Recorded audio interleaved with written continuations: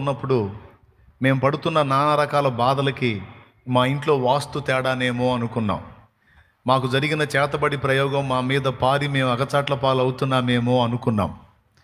అలాగే మాకు గ్రహస్థితి బాగలేదేమో, మాకు నక్షత్రాల స్థితి బాగలేదేమో, ప్రస్తుతం రాహుకాలం నడుస్తుందేమో, అందుకే మేము ఇన్ని బాధలు పడుతున్నామేమో అని గ్రహాల గురించి ఆలోచన చేసుకున్నాం.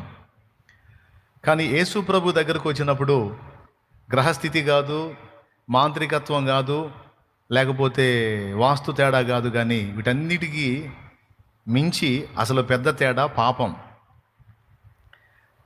తరతరాల పాపం అండ్ మేము చేసిన పాపం, దాని ఫలితంగా కుటుంబంలో నెమ్మది సమాధానం లేకుండా శాపాన్ని అనుభవించాం. పాపానికి వచ్చే ఫలం శాపమే, కాబట్టి ఆ శాపాన్ని అనుభవిస్తూ ఉన్నాం. యేసు ప్రభు దగ్గరికి పోయినప్పుడు